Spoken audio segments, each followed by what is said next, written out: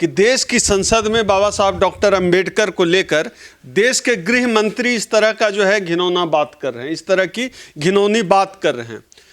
कितने दुख की बात है, कभी किसी ने सोचा नहीं था, आज़ादी के सारे 7 दशक बीत गए कि संसद में बाबा साहब को इस तरह से अपमानित किया जाएगा। एक तो इन्होंने संसद को मजाक बनाकर रख दिया है। भाजपा के लोग जो संसद में बैठे हुए हैं लगातार कोशिश करते हैं कि इस देश की संसद न चले, और संसद चल भी रही है तो उसमें कभी केजरीवाल चोर है, कभी मोदी चोर है, और कभी बाबा साहब को लेकर अनर्गल प्रलाप खुद इस सरकार के गृह मंत्री कर रहे हैं। इन्होंने इस देश के संसद को ही मजाक बनाकर रख दिया है। यह बहुत शर्मनाक है। अभी पार्लियामेंट के सेशन का 2 दिन बचा हुआ है। हम लोग चाहते हैं इस देश के गृह मंत्री इस देश की जनता से माफ़ी मांगे।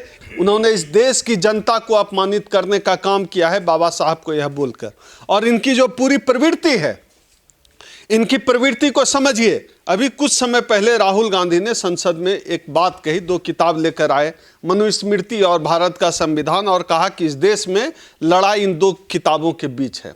और इस बात को हम लगभग 1.5 दशक से कह रहे हैं। इसी बात को हम सामाजिक लोग, हम राजनीतिक लोग जो बहुजन समाज के लिए काम करने वाले लोग हैं, हम लगातार कह रहे हैं कि इस देश में कोई हिंदू मुस्लिम की लड़ाई नहीं है। इस देश में असली लड़ाई है मनुस्मृति बनाम देश के संविधान की, और इसी लड़ाई को लड़ी जा रही है। और इस लड़ाई में यह जो भारतीय जनता पार्टी के लोग हैं, ये हिंदू मुस्लिम करते हैं, 80-20 करते हैं, और इस लड़ाई की काट और तोड़ भी यही है। क्योंकि जब ये हिंदू मुस्लिम करते हैं तब इस देश का बहुजन समाज इनसे पूछने लगा है कि हिंदू कौन है, तो इनका पूरा हिंदू मुस्लिम का प्रयोगशाला ढह जाता है। अब ऐसी स्थिति में इनके दिमाग में चल रहा है मनुस्मृति। इनको लगता है इनके सामने जो दलित समाज का व्यक्ति, जो पिछड़ा समाज का व्यक्ति, न थाली में उसके अच्छे खाना था, न बदन पे अच्छा कपड़ा था, उसकी ज़िंदगी बदल गई बाबा साहब डॉक्टर भीमराव की वजह से, बाबा साहब के संविधान की वजह से। तो इनको नफरत बाबा साहब के संविधान से केवल इसलिए है क्योंकि नंगे पांव चलने वाला व्यक्ति सूट बूट पहन रहा है। नंगे पांव चलने वाला व्यक्ति आज उनके सामने सोफा पे टांग चढ़ाकर बैठा हुआ है। इनकी दिक्कत इसलिए है, और बाबा साहब से और नफरत ही ये सिर्फ केवल और केवल इसीलिए करते हैं कि बाबा साहब ने इनके सामने नंगे पांव खाट पर ना बैठने वाले लोगों को सोफा पर बिठा दिया। पूरी दुनिया उनको नॉलेज ऑफ सिंबल मानते हैं, उसके बावजूद गृह मंत्री उनके लिए ऐसे शब्द प्रयोग करते हैं, सड़क छाप। नहीं, आप समझिए ना, देश के गृह मंत्री की यह भाषा है। और देखिए लगातार ये जो गृह मंत्री जी ने जो बयान दिया है, उसके बाद लगातार वो एक्स पर ट्रेंड कर रहे हैं। और एक्स पर ट्रेंड क्या कर रहे हैं? तड़ी पार इस्तीफा दो। एक्स पर ट्रेंड कर रहे हैं अमित शाह इस्तीफा दो। आप समझिए कितने बेशर्म लोग हैं, तब भी शर्म नहीं आती। लेकिन इस पूरे मामले में मुझे एक सकारात्मक बात यह नजर आती है, इस पूरे मामले में कोई भी राजनीतिक दल ऐसा नहीं है जो कि चुप है। हर राजनीतिक दल, अब आप पूरी तरह से दलाली पर उतर आए।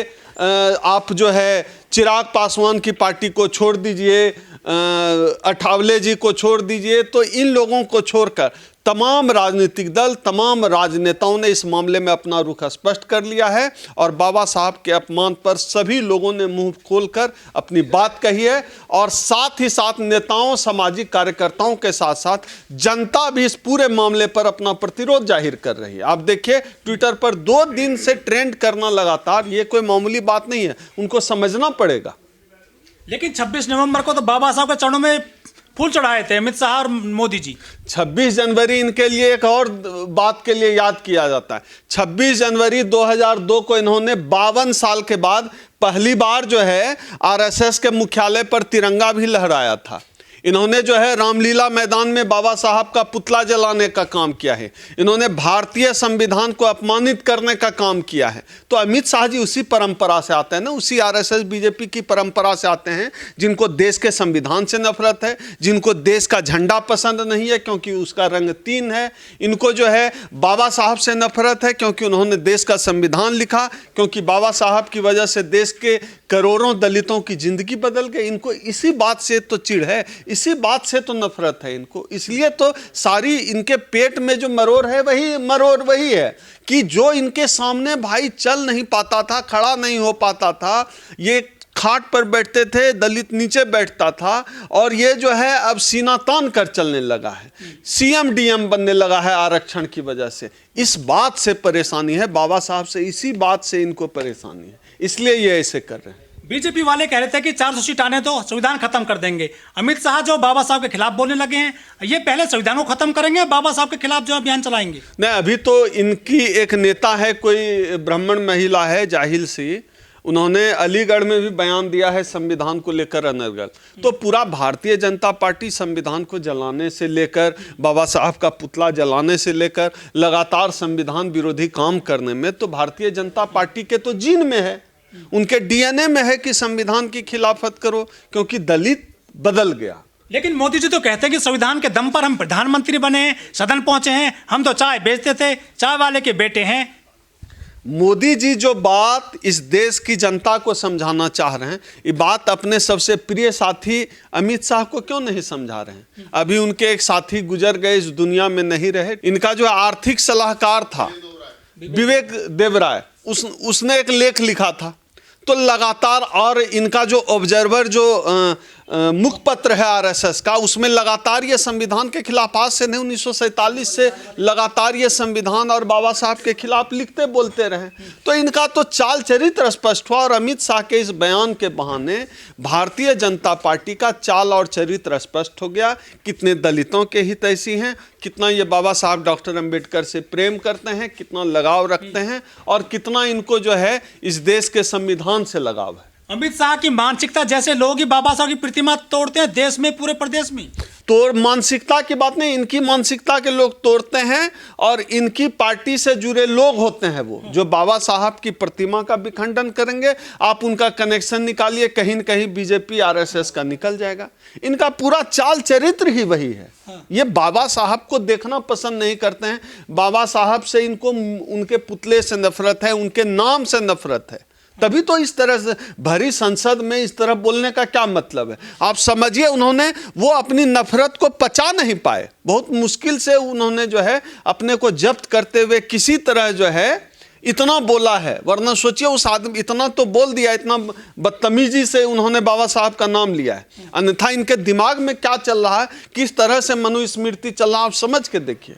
लेकिन बीजेपी संविधान दिवस बनाती है। आप समझिए कितनी नौटंकी है।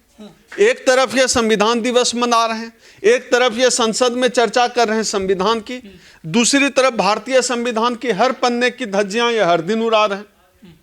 दूसरी एक तरफ संविधान दिवस मना रहे हैं, संविधान पे पार्लियामेंट में चर्चा हो रही है, दूसरी तरफ ये संविधान निर्माता को लेकर अनर्गल प्रलाप इस देश के सरकार के गृह मंत्री कर रहे हैं। इनका जो दोहरा चाल चरित्र है, हम लोग जिस पे पहले से बोलते रहे, हम लोग चूंकि आरएसएस का चाल चरित्र समझते हैं, हम लोग बोलते रहे, लेकिन अब चूंकि संसद में इन्होंने बोल दिया है, तो अब दुनिया के सामने भी स्पष्ट हो गया ना इनका असली चाल चरित्र क्या है। तो बाबा साहब को लेकर जो प्रेम है मनुवादियों में, वो झूठा है। मनुवादियों को बाबा साहब से नफरत है। इनके ऑब्जर्वर पत्रिका जो इनका अखबार निकलता है वो गवाह है, और तमाम जगह पूरे देश में बाबा साहब की मूर्ति के साथ तोड़फोड़ की घटनाएं देख लीजिए। दलितों के साथ छुआछूत, जातिगत भेदभाव, यूनिवर्सिटी में भेदभाव, समाज में भेदभाव, नौकरी वाली जगह पे भेदभाव, हर जगह छोटा नीचा, ऊंचा नीचा, इस तरह का भेदभाव करने वाली प्रवृत्ति के लोग आरएसएस माइंडसेट के लोग होते हैं, भाजपा माइंडसेट के लोग होते हैं। इसी से चीजें स्पष्ट हैं। तो उसी चीज का जो चीज छुपा हुआ था उसका उद्गार कर दिया अमित शाह ने उत्साह में संसद भवन में। उनको लगा था कि जो है देश का दलित समाज है, बेवकूफ समझते हैं हम लोगों को, उनको लगा चुप रहेगा, लोग समझ नहीं पाएगा कि उनका क्या भाव है, लेकिन हम लोग समझते हैं, देश का दलित समाज समझ रहा है। विपक्ष के लोग अभी कह रहे थे कि संविधान बचाएंगे, लेकिन क्या नया मुद्दा मिल गया है विपक्ष को कि बाबा साहब को बचाना है?